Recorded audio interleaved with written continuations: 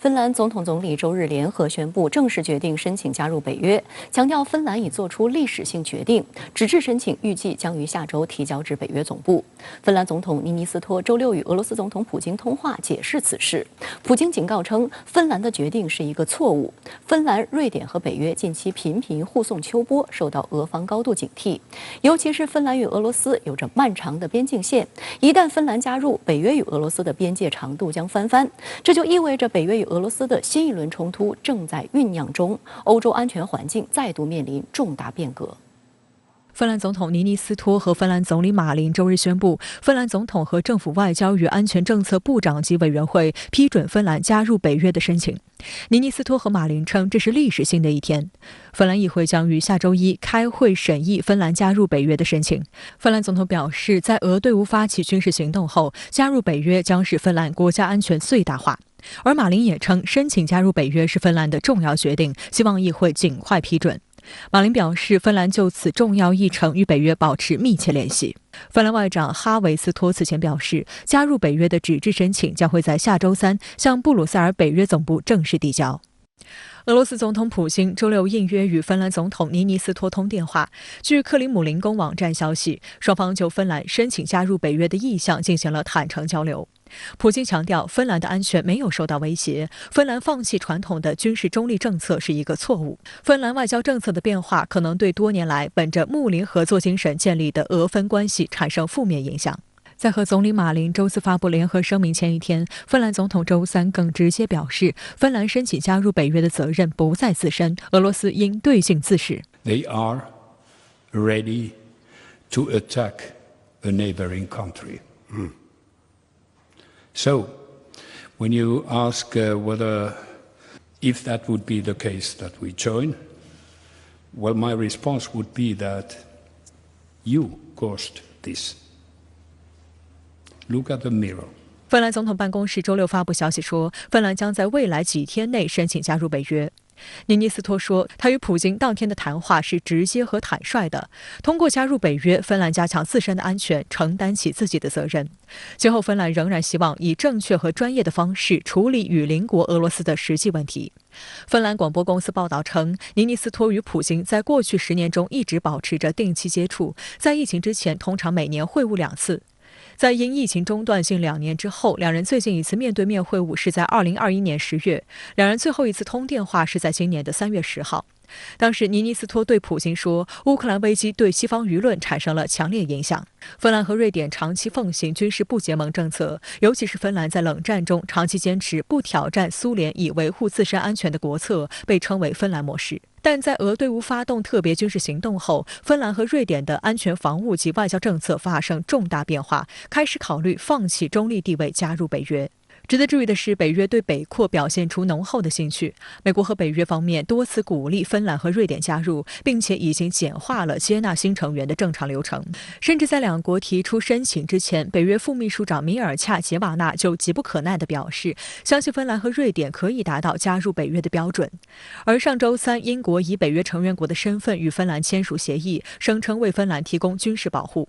北约下周将开会，重点讨论芬兰和瑞典入约问题及俄乌冲突。北约官员表示，他们预计芬兰和瑞典将在几周内成为正式邀请国，得到所有30个现有成员批准，可能需要6至12个月。现在呢，俄罗斯在乌克兰打成这个样子，所以大家感觉历史性的契机。芬兰和瑞典的军事装备啊、军事能力啊，这个都是非常达到这个北约的这个标准，没有问题。而且现在美国领导的北约是加速的扩展，但是呢，它有个程序。首先是30个成员国啊要一致通过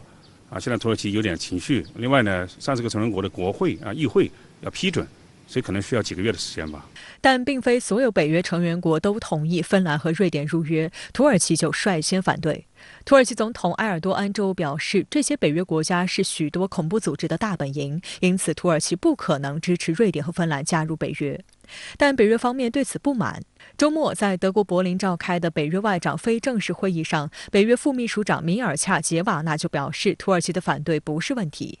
而土耳其的态度也随之悄然发生变化。参加同一会议的土耳其外长恰武什奥卢就松口称，相关问题需要与北约其他成员国以及芬兰、瑞典进行讨论。土耳其没有关上芬兰、瑞典加入北约的大门，但土耳其对国家安全的关切也必须得到考虑。外界认为，土耳其对新成员加入北约拥有一票否决权，因此土方想借此次机会要求瑞典等欧洲国家停止攻击埃尔多安政府试图解决库尔德工人党以及反政府的居轮运动的行动。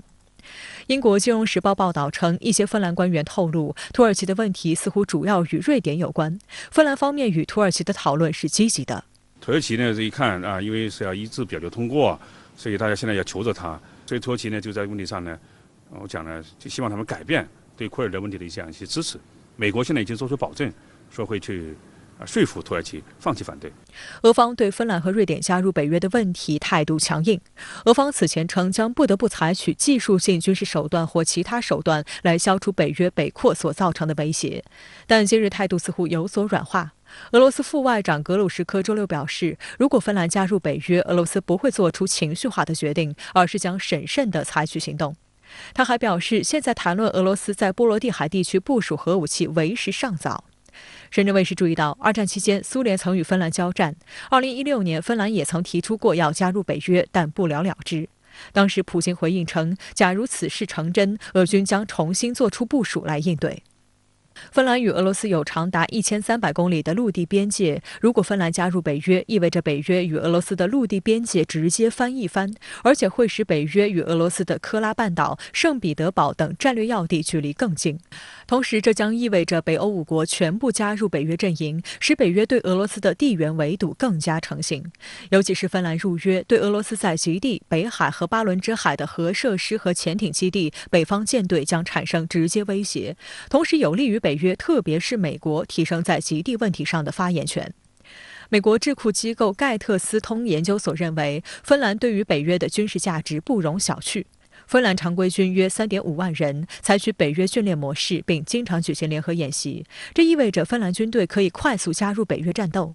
此外，芬兰具备与俄军不相上下的冬季作战经验。西班牙日报披露，芬兰预备役力量惊人，报道称约有90万人是预备役人员，这也意味着拥有550万人口的芬兰可以短时间内召集起欧洲规模最大的军队之一。相比之下，俄罗斯有1.4亿人口，其中90万为现役军人，200万是预备役人员。俄罗斯国防杂志主编科罗琴科表示，如果芬兰、瑞典加入北约，漫长的俄芬边界实际上将成为俄与北约的边界。在这种情况下，波罗的海舰队实际上将被困在波罗的海，飞地加里宁格勒将被切断和包围。此外，芬兰和瑞典的机场网络及军事基地将成为北约跳板，可随时接收北约增援部队。他认为，俄罗斯只能依靠战术核武器来消除军事所受到的破坏，以及在兵力和武器装备方面所造成的明显失衡。俄罗斯现在可以说一种悖论，如果他是激烈的反对，就像以前一样，不惜用核武器来阻止的话，那么这更加让芬兰和瑞典的人民坐实了俄罗斯的威胁吧，会加速这个入约的这样一个进程，对吧？但如果不做出有效的这样一个反制的话，这个实际上的安全环境呢更加恶化了。所以现在俄罗斯呢，比较难办一些。